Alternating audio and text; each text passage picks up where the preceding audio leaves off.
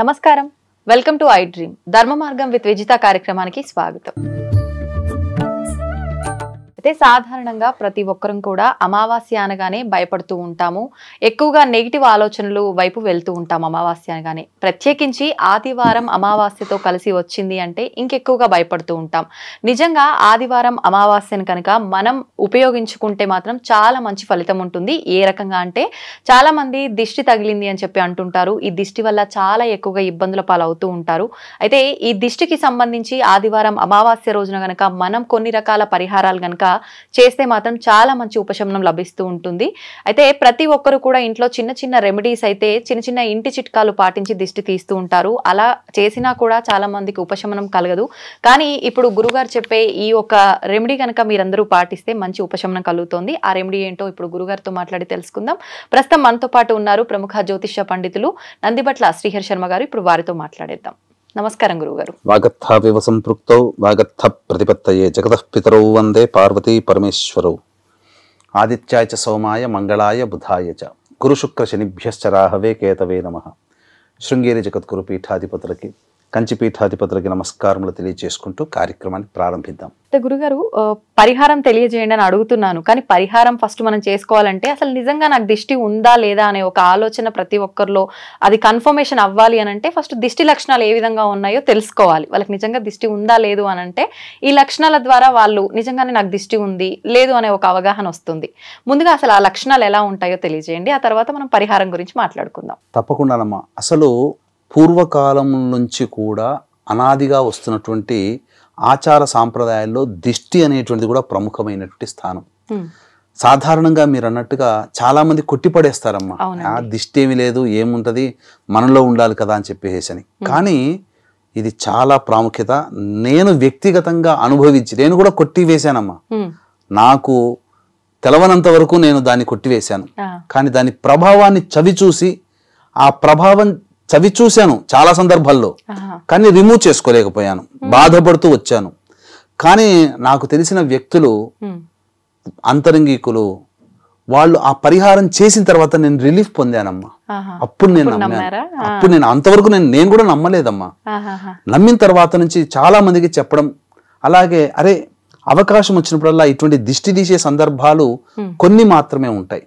అందున అమావాస్య రోజున తీసుకోవాలి. అందున ఆదివారం అమావాస్య వస్తే చాలా అద్భుతం. కాబట్టి నెగిటివ్ ఫోర్స్ ఎంత ఉందో ఆ నెగిటివ్ ఫోర్స్ కూడా తొలగిపోయేది ఆ రోజునే. చాలా మంది మీరు అన్నట్టుగా ఆదివారం అమావాస్య అనగానే చాలా మంది భయపడతారు. అసలు భయపడాల్సిన పని లేదమ్మా. నెగిటివ్ ఎనర్జీ, నెగిటివ్ ఫోర్స్ మన ఇంట్లోంచి పోవడానికి ఆ యొక్క దిష్టి అనేటువంటిది చాలా పనిచేస్తుంది. ఆ రోజున ఆదివారం అమావాస్య రోజున దిష్టి పోవడానికి. అయితే అసలు దిష్టి లక్షణాలు ఎలా ఉంటాయో మనం తెలుసుకుందాం.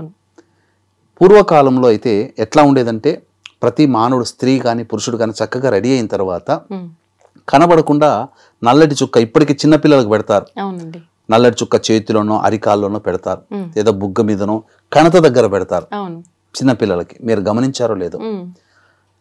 అది పెట్టడం వల్ల ఆ దిష్టి చుక్క వాళ్ళని కాపాడుతుంది. అది మూఢనమ్మకం కాదు, వాస్తవం, ఉపశమనం. అందుకని పిల్లలకి అన్నం తినిపించేటప్పుడు ఎవరి ముందర పిల్లలకి తినిపించేవాడు కారు. ఒకవేళ తినిపించినా లాస్ట్ లో ఒక ముద్ద తిప్పుతారు, దానివల్ల ఉపశమనం ఉంటుంది. అసలు మీరు గమనించి ఉంటే పిల్లలకి ఎప్పుడు కూడా, ఎందుకనంటే తినేటప్పుడు పిల్లలు మనమన్నా జ్ఞానంతో తింటాం, పిల్లలు ఆబగా తింటారు. ఆ ఆబగా తిన్నటువంటి దాన్ని చూసి ఎదుటి వాళ్ళు ఏంది పిల్లలు ఇంత తినేస్తున్నారని దృష్టి పెడతారు. ఆ రోజు నుంచి ఇక పిల్లలు తిండి తినడం మానేస్తారమ్మా. మానేసేసి బక్కగా అయిపోతుంటారు. అసలు తిండి అంటేనే ఉండదు. అందుకనే అంతరములు కట్టించుకోవడం, దిష్టి తీయడం లాంటివి చేస్తుంటారు. ఇది పిల్లల్లో జరిగే దిష్టి దోషాలు. తిండి తినకపోవడం, బక్కగా అయిపోతుంటారు ఆ రోజు నుంచి. పెద్దల్లో ఎలాంటి లక్షణాలు ఉంటాయంటే ముఖ్యంగా అందంగా రెడీ అయినా, లేదా స్త్రీలు అందంగా రెడీ అయితే సాధారణంగా స్త్రీలకి వెంబడే పడిపోతుందమ్మా. ఇక మగవాళ్ళ విషయానికి వచ్చేసరికి వాళ్ళు ఉన్నతమైన, అంటే వయసు కన్నా మించి ఉన్నతమైన ప్రతిభ కనబరుస్తున్నా, లేదు వాళ్ళు గొప్పగా, పురుషులు గొప్పగా సంపాదిస్తున్నా, మగవాళ్ళలో కూడా అందగాళ్ళు ఉంటారుగా, అందరూ సామాన్యం కాదు కదా. వాళ్ళని చూసినా మగవాళ్ళకి దిష్టి తగులుతుంది. వాళ్ళకు కూడా పురుషులకి స్త్రీ భేదం లేకుండా అందరికీ తగులుతుంది. ఎలాంటి లక్షణాలు ఉంటాయంటే ముఖ్యంగా కడుపులో దేవేసినట్టు ఉంటుంది. అంటే అన్నం తిన్నా వామిటింగ్ రాదు, కానీ వాంటింగ్ వస్తున్నంతగా ఉంటుంది. ఇక నోట్లో నుంచి గ్యాస్ వస్తుంటుంది ఎక్కువగా, తేన్పుల్లాగా. అది ఒక లక్షణం, దిష్టి లక్షణం. వాంతి వస్తున్నట్టు ఉంటుంది, అదొక లక్షణం. ఇక మూడవ లక్షణము తల తిరుగుతూ ఉంటుంది. ఇక ఆక్సిజన్ మెదడుకి అందకపోవడం వల్ల ప్రాణం పోతుందేమన్నంత భయం ఉంటుంది. కాళ్ళు చేతులు చల్లబడిపోతాయి. ఎంత అన్నం తిన్నా, ఇంత అన్నం తినగానే కడుపు నిండిపోతుంది. ఒకప్పుడు బాగా అన్నం తింటారు. ఇక ఆ రోజు దారభ్యత ముఖ్యంగా అరికాళ్లలో మంటలు ఉంటాయి. ఈ దిష్టి తగిలినటువంటి స్త్రీ పురుషులకి అరికాళ్లలో మంటలు ఉంటుంటాయి. ఇక చికాకుగా ఉంటుంది, తలనొప్పి విపరీతంగా ఉంటుంది. ఇవి లక్షణాలు, దిష్టి లక్షణాలు, పురుషులకైనా స్త్రీలకైనా. కాబట్టి ఇటువంటి వాళ్ళు పరిహారాలు తప్పకుండా పాటించాలమ్మా. పైగా ఇప్పుడు డిసెంబర్ 1వ తారీఖు రోజున వస్తుంది కదమ్మా, ఆదివారం అమావాస్య. ఈ దిష్టికి సంబంధించినటువంటి పరిహారాలు చేసుకోదగినటువంటి అద్భుతమైనటువంటి రోజు ఈ రోజు. ఇప్పుడు మనిషికి దిష్టి తగిలితే ఈ రకమైన లక్షణాలు అన్నారు. మరి మనం చేసే అంటే ఉద్యోగంలో బాగా ఎదుగుదల ఉంది, దానివల్ల దిష్టి తగులుతుంది. వ్యాపారంలో బాగా వృద్ధి ఉంది, దానివల్ల దిష్టి తగులుతుంది. అటువంటి అప్పుడు మనకు ఎటువంటి లక్షణాలు కనిపిస్తుంటాయి అంటారు? ఇప్పుడు ఉద్యోగం ఉందనుకోండి అమ్మా, మంచి ప్రమోషన్ స్థాయికి వస్తుంది. పక్క వాళ్ళందరూ కూడా అబ్బా వీళ్ళు చేస్తున్నటువంటి పనుల వల్ల అసలు మనకు రావాల్సిన గుర్తింపు మనకు రాగలేకపోతుందని ఏడుపు. ఎందుకంటే వాళ్ళు సక్రమంగా పనిచేయరు, తెలివితేటలు వాళ్ళు పెంచుకోరు. కానీ తెలివితేటలు పెరిగిన వాళ్ళు చేసేటువంటి పనుల వల్ల వాళ్ళకి గుర్తింపు యాజమాన్యం నుంచి వచ్చినా, లేదా ఇతరత్ర వాళ్ళు వీళ్ళు చాలా బాగా పనిచేస్తున్నారని పొగిడినా, నన్ను పొగడలేకపోతున్నారనే తోటి ఉద్యోగస్తుల యొక్క నరదృష్టి అంటారు వీటిని. ఈ నరదృష్టి వాళ్ళకి కలిగినప్పుడు ఎలా ఉంటుందంటే, అప్పటి వరకు యాజమాన్యం కానీ ఇతరత్ర ఉద్యోగస్తులు కానీ మిగతా డిపార్ట్మెంట్లో వాళ్ళందరూ కూడా సహకరించిన వాళ్ళు మొహం చాటేస్తుంటారు. యాజమాన్యం కూడా విసుక్కుంటారు. మన మాటలో ఉన్నటువంటి మంచి భావాన్ని తోటి ఉద్యోగస్తులు కానీ యాజమాన్యం కానీ గ్రహించరు, నెగిటివ్గా చూస్తారు. అది దిష్టి తగిలింది అనేటువంటి, ఉద్యోగంలో దిష్టి తగిలింది అనడానికి ఉద్యోగస్తులకు అదొక సూచన. అంటే సహాయ సహకారాలు ఎదుటి వాళ్ళ నుంచి అందవు. ఇక వ్యాపారంకి వచ్చేసేసరికేనమ్మా, గొప్పగా కౌంటర్ దగ్గర రోజుకి 1,00,000 2 లక్షలు సేల్ అవుతుంటది. బాగా దిష్టి తగిలింది, తోటి వ్యాపారస్తుల దిష్టి తగిలింది అనుకోండి, 10,000కు పడిపోతుంది. ఇక అసలు కౌంటర్ దగ్గర వచ్చి వాళ్ళే ఉండరు, తినేవాళ్ళు ఉండరు, తిన్న చెడ్డ పేరు వచ్చేస్తుంటది, ఏం బాగోలేదని చెప్పి దిష్టి తగలడం వల్ల. ఇక ఆ రోజు నుంచి సేల్స్ ఆగిపోతాయి.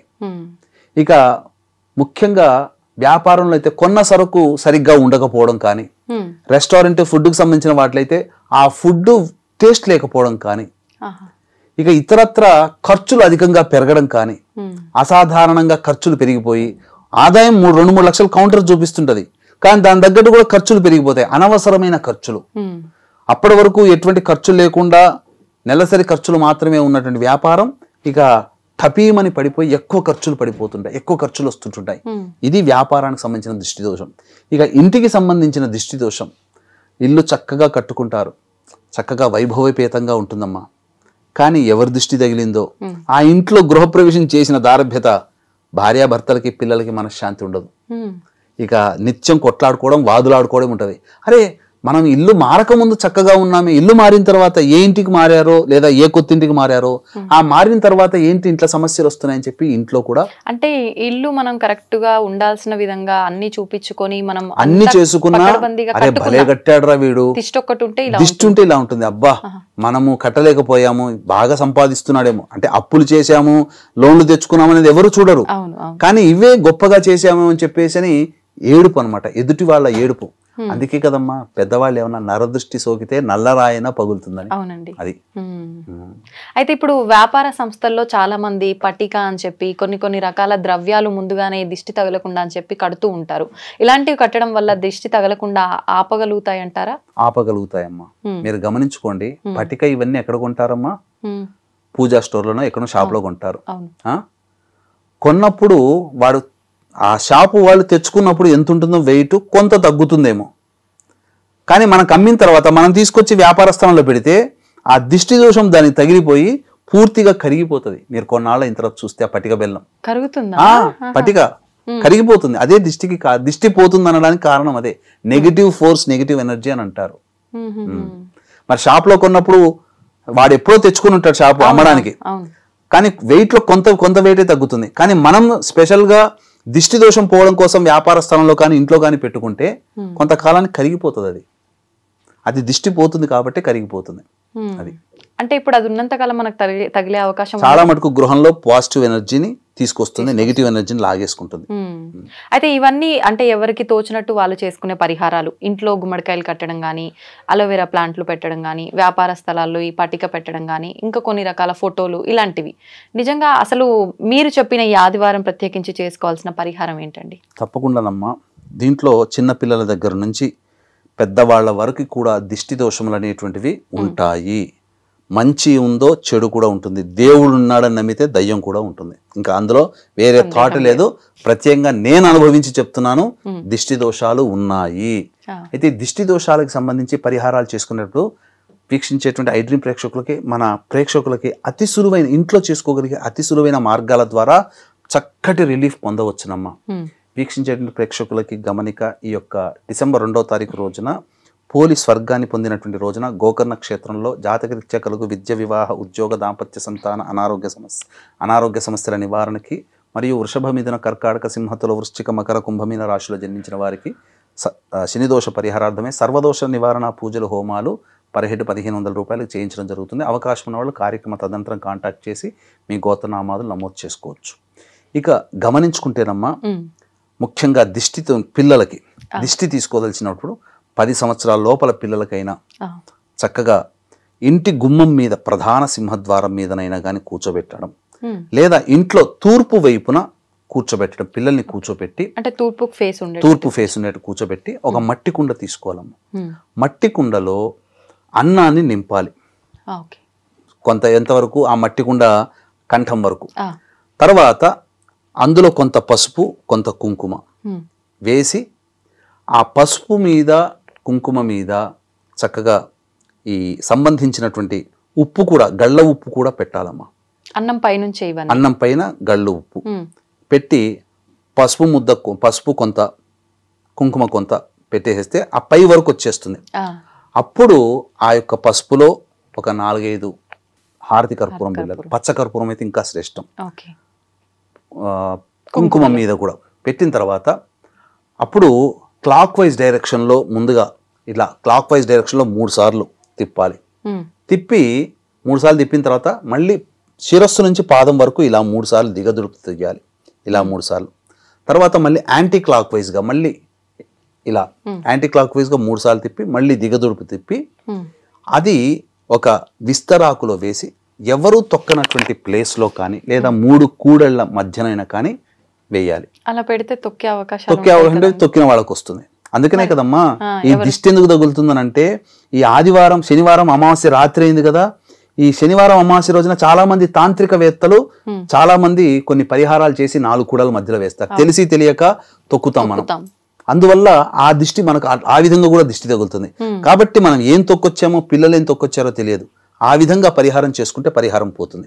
ఇక రెండవ సాధారణమైనటువంటి పరిహారము, ఇది ఎక్కడైనా ఎప్పుడైనా చేయొచ్చునమ్మా. ఇప్పుడు ఇంట్లో అందరము దిష్టి తీసుకోవాలి అని అంటే మీరు చెప్పినట్టుగా ఎవరికి వారికి అది సపరేట్ అన్నం కుండ తీసుకోవాలా? ఎవరికి సపరేట్ గా తీసుకోవాలమ్మా, ఎవరికి సపరేట్ గా తీసుకోవాలి. లేదు, అందరూ కుటుంబ సభ్యులందరూ కూర్చున్న తర్వాత ఎవరికి వారు సపరేట్ తీసుకున్న తర్వాత బూడిద గుమ్మడికాయ, మంచి గుమ్మడికాయ కాదు, బూడిద గుమ్మడికాయని కూడా ఆ విధంగా పచ్చ కర్పూరం వేసి కుటుంబ సభ్యులందరికీ కూడా, 4గురికి దిష్టి తీస్తారు కదా, బూడిద గుమ్మడికాయని 4గురికి తిప్పి 3 సార్లు క్లాక్ వైజ్, మళ్ళీ పైనుంచి కింద దాకా అందరికి, మళ్ళీ యాంటీ క్లాక్ వైజ్ 3 సార్లు, మళ్ళీ పైనుంచి కింద దాకా దింపి బయటికి వెళ్ళి కొబ్బరికాయ కొట్టినట్టు కొట్టేయాలి. కొట్టేసేసి ఇంటి కుటుంబ సభ్యులందరూ ఇంట్లోకి డైరెక్ట్ గా రాకుండా కాళ్ళు చేతులు కడుక్కొని శిరస్సును నీళ్లు చల్లుకొని లోపలికి వెళ్ళిపోవాలి. ఇది ఈ విధంగా చేయాలి. ఇక కొబ్బరికాయ దిష్టి కూడా ఉంటదమ్మా. కొబ్బరికాయని కూడా అంటే మనకు ఆ కొబ్బరికాయ పట్టుకోవాలి, తోక ఉంటుంది, కొబ్బరికాయ తోక, అది తోక మన వైపు ఉండాలి, తీసే వాళ్ళ వైపు ఉండాలి. దాని మీద కూడా హారతి కర్పూరం గాని, పచ్చ కర్పూరం గాని పెట్టి ఆ దిష్టి తీయాల్సిన వ్యక్తికి 3 సార్లు ఇలా దిష్టి తీసి మళ్ళీ పైనుంచి కిందాక 3 సార్లు, మళ్ళీ యాంటీ క్లాక్ వైజ్ 3 సార్లు, మళ్ళీ పైనుంచి కిందాక తీసి బయటికి వెళ్ళి కొబ్బరికాయ కొట్టి రావాలి. వచ్చి తీసిన వాళ్ళు, తీయించుకున్న వాళ్ళు కాళ్ళు చేతులు కడుక్కోవాలి. ఇది ఒక విధానం. ఇది ఇంట్లో వాళ్ళందరికీ చేయదగినటువంటిది. రెండవ విధానం అందరికీ తెలిసిందే, కొంత గళ్ళ ఉప్పు, మిరియాలు, తర్వాత మిరపకాయలు, ఇవన్నీ పట్టుకొని ఆ దిష్టి తీయాల్సిన వ్యక్తికి 3 సార్లు ఇలా ఈ విధంగా దిష్టి తీయడం, మళ్ళీ పైనుంచి కిందాక తీయడం, మళ్ళీ ఎడమ వైపు నుంచి తీసిన తర్వాత ఆ 3 సార్లు ఇలా దిగదుడుపు తీసిన తర్వాత 3 సార్లు ఫు అని ఇట్లా ఉమ్మేయించుకోవాలి. తర్వాత మళ్ళీ యాంటీ క్లాక్ వైజ్ డైరెక్షన్లో మళ్ళీ 3 సార్లు, మళ్ళీ దిగదుడుపు తీసిన తర్వాత మళ్ళీ 3 సార్లు ఆ దిష్టి తీసిన వ్యక్తి కాదు తీయించుకున్న వ్యక్తి 3 సార్లు వదిలేయాలి. చేసేసి ఆ విధంగా పడేసేసేయాలి. అన్నిటికంటే ఎప్పుడు దిష్టి తగిలిందని అనిపించిన వెంబడే చేసుకోగలిగిన పరిహారం ఏంటంటే, ఇక ప్రతి వ్యక్తికి చెప్పులు ఉంటాయి కదమ్మా. అవునండి. దిష్టి తీయించుకునే వ్యక్తి యొక్క చెప్పు అయితే చాలా బెటర్. తీయించుకునే వ్యక్తి తీసే వ్యక్తి కాదు, తగిలింది అనుకుంటారు వాళ్ళ ఎడమ కాలి చెప్పు తీసుకొని ఎడమ వైపున పట్టుకొని ఇలా ఎదుటి వాళ్ళు దిష్టి తీయాలి. ఎడమ నుంచి ఇలా 3 సార్లు క్లాక్ వైజ్, మళ్ళీ పైనుంచి కిందాక తగలకూడదు. దిగదుడు తీసినప్పుడు ఇట్లా పైనుంచి కిందాకని చెప్పును ఒకసారి కింద కొట్టాలి. ఆ విధంగా 3 సార్లు అని 3 సార్లు చెప్పు కింద కొట్టాలి. మళ్ళీ ఎడమ వైపు నుంచి ఇలా తిప్పి మళ్ళీ పైనుంచి కింద సాకి ఇలా ఒకసారి, మళ్ళీ పైనుంచి ఇట్లా రెండోసారి చెప్పు ఇట్లా 3 సారి ఇలా గనక చేసినట్లయితే వెంబడే వెళ్ళిపోతుందమ్మా. నేను చేసుకున్న పరిహారం అది, నాకు తగిలినప్పుడు ఇమ్మీడియట్ గా చేసుకున్న పరిహారం అది. దానివల్ల చాలా రిలీఫ్ పొంది ఉన్నాను. కుండ దిష్టి కూడా అని అంటారు, అది చాలా ఇబ్బందికరం.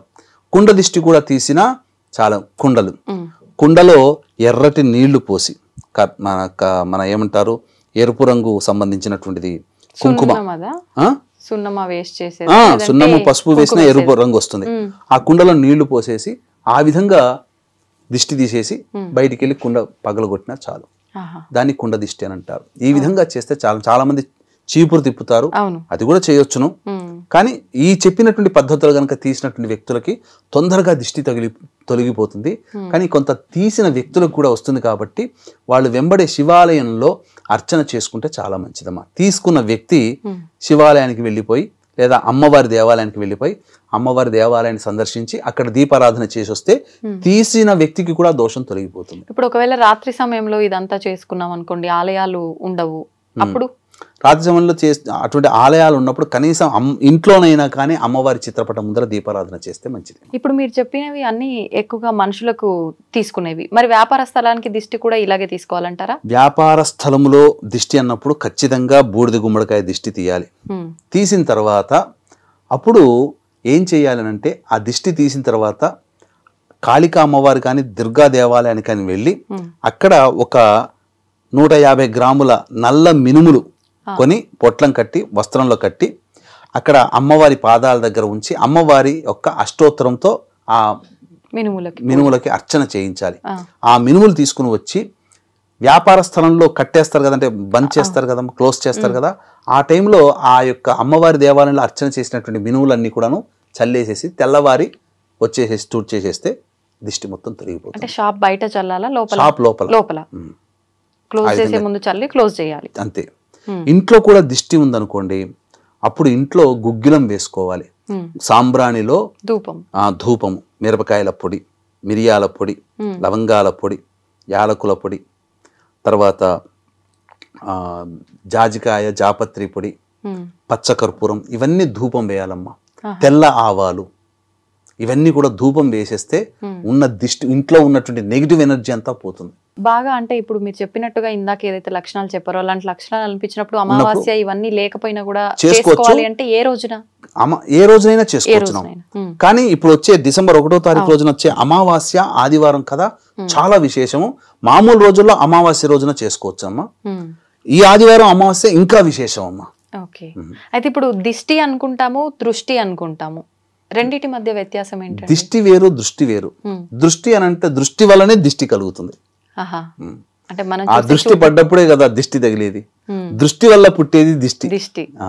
గురుగారు, కార్తీక మాసం అంతా కూడా పూజలు చేస్తాము. అయితే ఆఖరణ పౌలి పాడ్యమి రోజున కనుక మనం చేసే విధి విధానాలు కరెక్ట్ గా చేస్తే కనుక ఈ మాసం అంతా చేసిన ఫలితం కరెక్ట్ గా లభిస్తుందని చెప్పి అంటుంటారు.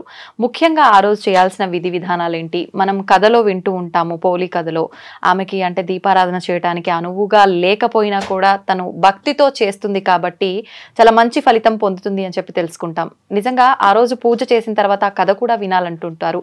ఆ రోజు నిజంగా మనం ఎటువంటి నియమాలు పాటించాలి, ఎటువంటి పూజా విధానాన్ని ఆచరించాలి? వీక్షించేటువంటి ప్రేక్షకులకి గమనిక, డిసెంబర్ 2వ తారీఖు రోజున పోలి పాడ్యమి సందర్భంగా గోకర్ణ క్షేత్రంలో జాతకరీత్యా కలుగు విద్య, వివాహ, ఉద్యోగ, దాంపత్య, సంతాన, అనారోగ్య సమస్యల నివారణకి మరియు వృషభ, మిథున, కర్కాటక, సింహ, తుల, వృశ్చిక, మకర, కుంభమీన రాశిలో జన్మించిన వారికి శనిదోష పరిహారార్థమై సర్వదోష నివారణ పూజలు, హోమాలు గోకర్ణ క్షేత్రంలో డిసెంబర్ 2వ తారీఖు రోజున పర్ హెడ్ 1500 రూపాయలకి చేయించడం జరుగుతుంది.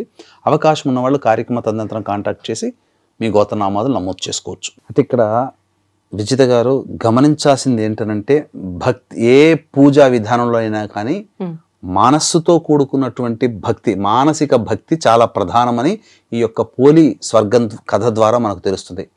ఇక్కడ ఆ రోజున పోలమ్మ స్వర్గాధిపత్యం పొందింది అని అంటారు. అంటే అక్కడ ఏంటి, అక్కడ స్వర్గంలో ఏముంటాయి, సుఖ సంతోషాదులు, బాధలు, కష్టాలు ఉండవు. అంటే దీని అర్థము మనకు స్వర్గం ఎక్కడో లేదమ్మా, ఈ భూలోకంలోనే స్వర్గం ఉంది, ఈ భూలోకంలో నరకం ఉంది. కాబట్టి దైవభక్తి ఉన్నటువంటి వాళ్ళకి అన్నీ మంచి జరుగుతాయని చెప్పే ఉదాహరణగా మనం ఈ కథ ద్వారా అర్థం చేసుకోవాలి తప్ప, ఆమెకి స్వర్గం దొరికింది కాబట్టి ఇప్పుడు అందరికీ స్వర్గం అంటే కలియుగంలో స్వర్గం లభించదు. మళ్ళీ పునర్జన్మ ఉంటుంది. మంచి ఒక ఆధ్యాత్మికమైన జీవన విధానంలో ఒక జన్మ ఎత్తుతాం. ఎందుకంటే ప్రతి వాళ్ళు, మీరైనా నేనైనా పాపాలు చేసిన వాళ్ళమే, కలియుగంలోనే పుడతాం. ఇక గమనించుకున్నట్లయితే ఆ రోజున ఖచ్చితంగా పోలి స్వర్గం ఉన్నటువంటిది ఆఖరి రోజు. అంటే ఏంటి, కార్తీక మాసం నెల రోజులు అయిపోయిన తర్వాత మార్గశిర శుద్ధ పాడ్యమి రోజున కూడా విధి విధానాన్ని అనుసరించినటువంటి విధానము చేత పోలమ్మ స్వర్గమునకు చేరినది. అయితే ఈ యొక్క పోలి స్వర్గము రోజున ఇప్పటి వరకు ఈ కార్తీక మాసంలో మన ఐడ్రీమ్ ప్రేక్షకులందరూ కూడా చాలా చక్కగా మనం చెప్పినటువంటి పరిహారాలన్నీ కూడా ప్రతి రోజుకు సంబంధించినటువంటి విషయాల్ని చాలా క్షుణ్ణంగా ఆకలింపు చేసుకొని పాటించి ఎంతో మంది కామెంట్ల రూపంలో మనకి చాలా చక్కగా మాకు యోగాలు కలిగాయి, సంతోషంగా ఉన్నాము, ఉద్యోగాలు వచ్చిన వాళ్ళు ఉన్నారు, ఇలా అనేక సందర్భాల్లో చెప్పిన వాళ్ళు ఉన్నారమ్మా. కాబట్టి ఇప్పటి వరకు చేసి ఇక ఆఖరిదైనటువంటి డిసెంబర్ 2వ తారీఖు రోజున పోలి పాడ్యమి రోజున కూడా చేసుకోవడం ద్వారా సంపూర్ణతని పొందుతారని చెప్పవచ్చు. కాబట్టి పొద్దున్నే ఈ యొక్క సంబంధించినటువంటి అమావాస్య అయిపోయిన తర్వాత సోమవారం కలిసి వచ్చింది ఈసారి. ఎందుకంటే కార్తీక మాసం అయిపోయిన తర్వాత మళ్ళీ సోమవారం రావడం అనేటువంటిది చాలా విశేషం అమ్మా. అందుకనే ఎప్పటిలాగానే బ్రహ్మ ముహూర్తం కాలకృత్యాదులు తీర్చుకొని చక్కగా 4 to 6 మధ్య కాలంలో ఇక ఆ యొక్క శివచిత్ర పరివార పటానికి పూలమాల వేసి నమస్కారం చేసుకుని ఆవునేతితో దీపారాధన చేసి శివ సహస్రనామ పారాయణము, దుర్గా సహస్రం లేకపోతే లలితా సహస్రనామ పారాయణం చేసి పాలు లేదా పండ్లు నైవేద్యముగా పెట్టి 6:18 నుంచి 7:18 మధ్యకాలంలో చంద్రహోర ఉంటుంది. కాబట్టి ఆ సమయంలో పోలి పాడ్యమి కథ వింటూ దీప ప్రజ్వలన చేసి దీపములని నదిలో కానీ, తటాకంలో కానీ, చెరువులో కానీ వదిలే సంస్కృతి, తద్వారా వారికి ఈ యొక్క కార్తీక మాస వ్రత విధానం ఆచరించిన సంపూర్ణ సాంగ పుణ్య ఫలం లభిస్తుందని చెప్పవచ్చమ్మా. మరి ఇప్పుడు నదులు, ఈ తటాకాలు, ఈ చెరువులు ఇలాంటివి మనకు దగ్గరలో లేని వాళ్ళు అంటే అయ్యో ఇలా చెప్పారే మరి మేము ఇలా చేయలేకపోతున్నాం అని బాధపడుతుంటారు. అటువంటి వారికి ఇంకొక ఆప్షన్ ఏదైనా? అటువంటి వారికి ఆప్షన్ ఏంటంటేనమ్మా, ఒక బకెట్లో కానీ నిండా నీళ్లు తీసుకొని లేదా ఒక పెద్ద గంగాళంలా కానీ స్తాంబాళంలా కానీ తీసుకొని దాని నిండా నీరు పోసి ఆ నీటిలో అవకాశం ఉంటే శుద్ధమైన నీరు తీసుకోవాలమ్మా. ఆ శుద్ధమైన నీరు రెండవ ప్రత్యామ్నాయం. మామూలుగా నీళ్లు తీసుకున్నా, శుద్ధమైన నీరు తీసుకున్నా, అందులో మనకు ప్రదేశానికి దగ్గరలో ఉన్నటువంటి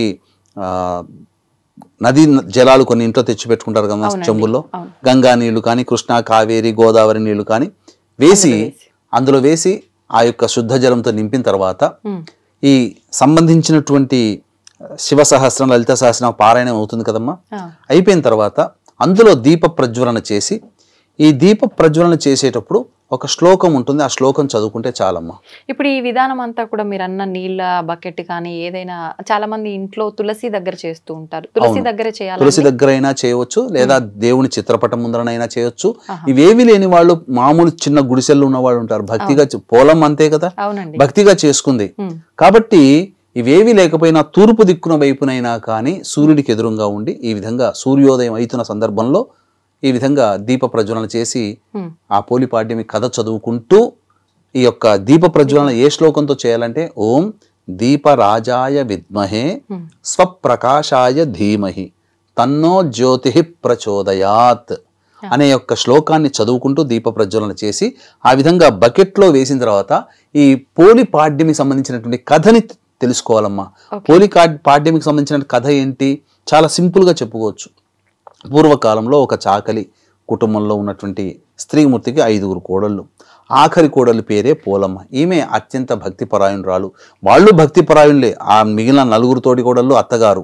కాకపోతే కొన్ని కార్తీక మాసం మహత్యం తెలిసినటువంటి పోలమ్మ ఎప్పుడు కార్తీక మాసం వస్తుందా, ఎప్పుడు ఆ ఈశ్వరుని అర్చించాలని తపన పడుతూ ఉంటే, ఆ తపన చూసి ఈర్ష్య పొందినటువంటి మిగిలిన తోటి కోడళ్ళు అత్తతో సహా వాళ్ళందరూ కూడా ఈ కార్తీక మాసము ఆమెకి అవకాశం ఇవ్వకూడదు అని చెప్పి నిర్ణయం చేసుకొని, కార్తీక మాసం ప్రారంభమైనటువంటి రోజునే ఇంట్లో ఆమెకి ఎటువంటి పూజా ద్రవ్యములు కనబడకుండా చేసి, ఇంట్లో ఉన్నటువంటి బండెడు చాకిరంతా కూడా ఆ ఇంట్లో ఆమెకు అప్పగించి, వీళ్ళు తెల్లవారుజామునే వెళ్ళిపోయి నది స్నానం చేసుకుని వచ్చేసరికి ఇవన్నీ పనులు అయిపోవాలని అంటే, ఆ విధంగా పాపం మా చిన్న కోడలు అన్ని పనులు చేసుకుంటూ మజ్జిగ చిలుకుతారు కదా, ఆ మజ్జిగ చిలికిన కవ్వానికి దీపారాధన చేయాలనే సంకల్పం చాలా బలంగా ఉంది ఆ పోలమ్మకి.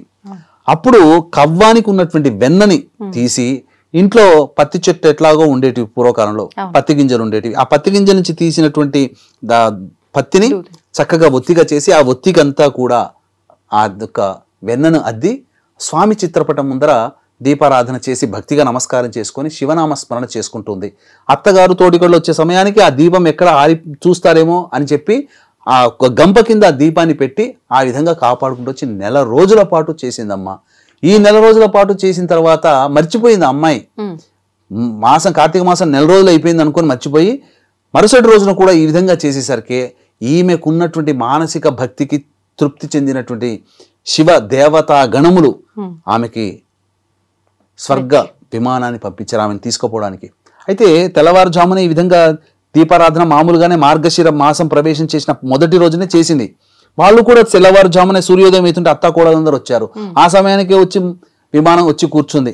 లోపలేమో ఆ అమ్మాయి పోలమ్మ పనిచేస్తుంది. మా కోసమే ఈ విమానం వచ్చిందని చెప్పి పరుగున ఎగురుకుంటూ వచ్చి విమానం ఎక్కబోతుంటే, మీరు కాదు ఎక్కాల్సింది, పోలమ్మ ఎక్కాలని చెప్పి పోలమ్మ అని చెప్పి 4 సార్లు పిలిపించుకొని ఆమెని ఎక్కించుకొని తీసుకుపోతుంటే, ఈమె స్వర్గానికి వెళ్ళకూడదని చెప్పి ఆమె ఎగురుతున్నటువంటి విమానంలో పోలమ్మ కాళ్ళు పట్టుకుంది.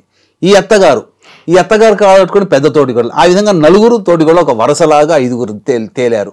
కొద్ది దూరం పైకి ఎగిరిన తర్వాత దేవతలు ఆమె కాలుని విదిలిచ్చేసేశారు, కింద పడిపోయారు. ఈమె బొందితోనే స్వర్గానికి వెళ్ళిపోయింది. ఇలాంటి కథని చదువుకుంటూ చక్కగా ఆ యొక్క సూర్యోదయం 6:18 నుంచి 7:18 కాలంలో చంద్రహోర సోమవారం ఉంటుంది కాబట్టి ఆ సమయంలో చేస్తే విశేషమైనటువంటి పుణ్యప్రదం. అంతా కూడా ఈ 1 నెల రోజుల పాటు చేసి ఉంటారు కదమ్మా మహిళలు. ఒక సంకల్పం, మనసులో ఒక కోరిక ఉంటారు కదా.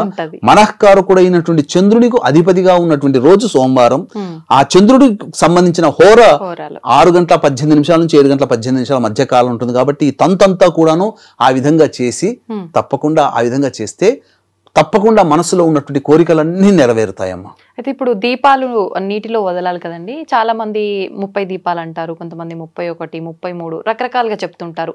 నిజంగా అసలు ఎన్ని దీపాలు మనం వెలిగించి నీటిలో వదలాలంటారు? మనము సాధారణంగా ఈ దీప ప్రజ్వలన చేసేటప్పుడు రెండు దీపాలు అరటి డొప్పల్లో వదలవచ్చు. అయితే దీపారాధన, తులసి చెట్టు దగ్గర దీపారాధన చేసేది 30 దీపాల ఒత్తులతో దీపారాధన చెయ్యాలమ్మా. దీపారాధన కాదు, దీపారాధన చెయ్యాలి.